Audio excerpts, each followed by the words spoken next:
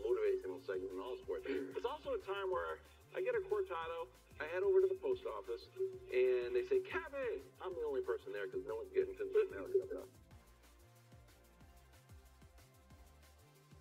You're wild. Love the show. Yeah, okay. And loved Brou's interview with Baker Mayfield. Me and Baker like this. Do you think his 180 on the Big Show will extend to other quarterbacks he hasn't believed in? Like, I don't know, Mac Jones. Cheers, Ryan and Brian. Sometimes I'm not even sure if Ryan and Brian write these. Brou, are you, since you did a 180 on Big Show, is there anyone else that you're like, you know what, I should give that person a second look. I should believe in them a little bit more. Not off the top of my head. What? Try my best. When's it coming? I swear to God, I'm not doing it. And certainly we didn't make a banner. That was like a low-key flex. Like, where's the cowboy banner? I'm not making banners for the cowboy. All right, here we go.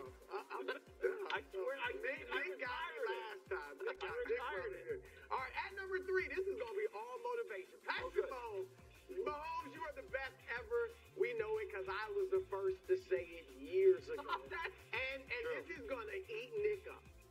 But your dad, Patrick Mahomes Sr., came on my radio show, The Odd Couple, 7 to 10 Eastern Time, Fox Sports Radio, and said, Brou, I know Nick's the Kansas City guy and all that, but you were the first to call my son Jordan Ness. And I was. I just had to throw that in. It has nothing to do with my butler.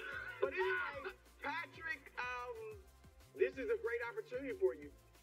Nick said it, and there's some truth to it. This is a house money Super Bowl for you. All right, just getting here has been impressive. You've been so great over your career that this one, even if you, it's not even, doesn't even matter how you win it. You could throw for 150 yards, no touchdowns, and win, and you're going to get credit. All right, now, there is a downside, though, I see that Nick may not see. Some, not us, but some will say if you lose, Joe Montana never lost. You're talking about Tom Brady? Can he get past Joe Montana first? Joe Montana was 4-0 in Super Bowl. So some will say that. Some will say he lost to Brock Purdy? Mr. Irrelevant? Come on. What are we talking about? So some will say all of these things, and the GOAT conversation will be put on hold just for maybe another year, but put on hold for a little while until you win your next Super Bowl. So, Patrick, go out there, do your thing. Keep the faith you've had in your receivers because it has worked thus far. All right, so you know I believe in you. All right, at number 2, the other quarterback, Brock Purdy. All right, now, Brock, you would think you were facing no pressure. All right, I mean, you're the 3rd youngest quarterback ever to start in the Super Bowl. You're the 3rd quarterback ever to start in a Super Bowl in your first full season as a starter. The other 2 Hall of Famers, Kurt Warner and Tom Brady. That's just a fact. Nick will say, oh, you're comparing them to all of them. That's just a fact. You put yourself in that class, all right? And but you're not putting you have definitely outweighed the expectations that anyone had for you except maybe yourself. So I don't even think, I mean, you want to win, of course. It's great if you win. I don't think you necessarily have to win. But what you can't do is play terrible. You cannot go out there and play like you did against the Ravens. That's when all things fall apart for you. And some would wonder, wow, do they need to go out and get a Kirk Cousins or get another quarterback to try to win with this group that they have? Now, if you just play okay and you guys lose, I think you'll be fine. But you can't go out there and play terribly. Brock, you know I believe in you. At number 1, Kyle Shanahan. I mean, I got to call it like it is. Now, you are a terrific offensive mind. There's no question about it. But that's good if you're an offensive coordinator. But you're a head coach. So a head coach, just being a terrific offensive mind, doesn't matter. The bottom line is winning, particularly winning the Super Bowl. And we know in the big games, Kyle, you have not delivered, all right? And we can go back to the Super Bowl against the Chiefs before, a few years ago. You guys were up 10 in the 4th quarter, midway through the 4th quarter, and you lose. We can go back to the National NFC Championship game a few years ago against the Rams. You're up 10 heading into the 4th quarter, and you lose. All right, we can go back to when you were in Atlanta as the offensive coordinator, up 25 to Wilds' Patriots, and you lose. All when this stuff happens, there become questions. Do you get too tight? Do you overanalyze, overthink it? Do you choke? All of those labels will be on you if you lose this game. Even if most people think the Chiefs should win, you are going to suffer this reputation if you don't get it done. And so you got to go out here and win this thing. You're known as a genius. You can't be a genius if you can't win the big game and you keep failing at the big game. So, Kyle, actually, I do believe in you. Oh, yeah. Oh, a little bit of a hint there. I like it. I like the list. I'm going to add Chase Young. Good one.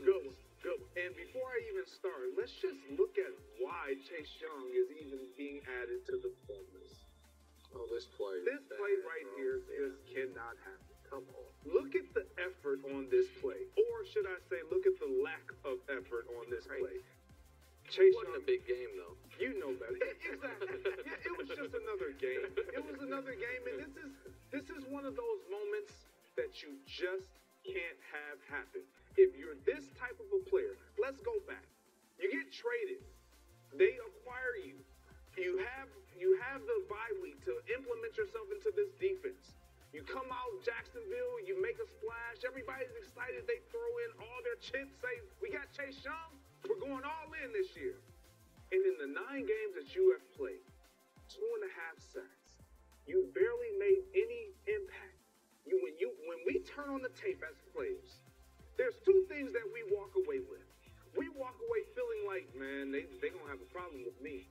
Or we walk away knowing they're going to be talking about what they see on film as something that they can exploit and what they want to see happen. That can't be you. You have an opportunity to bounce back in the biggest game of our lives. This is what we all dream of playing it. Chase Young, you got to be better. Not just for yourself, but for the other 10 guys that will be on that field with you. We know that Nick Bosa is going to get a lot of attention. Be a difference maker. You've been that before in your career, before the injury. Be that now. Give me more effort, baby. That's a great ad because they got to put some pressure on Mahomes to have a chance, I think. And Bosa can do his part. But if Chase is doing it, now they got to pay less attention on like Bosa. to blitz. Yeah. So that's a good one. That is a really good one. I'm going to add a collective to the Bud list, and that is the entirety of NFL media. Everybody. You are all under duress because of the Kansas City Chiefs and, well, myself. So here's what's happening. The Chiefs have made you all look incredibly foolish and fickle.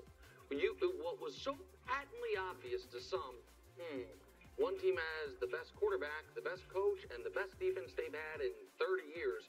You all decided, well, what they don't have is Khalil Shakir at wide receiver 3, and it'll be their downfall. I swear, we've never seen a team win a Super Bowl without a Jawan Jennings, and it's not going to happen this year. And then you doubled and tripled down before you even got to Vegas.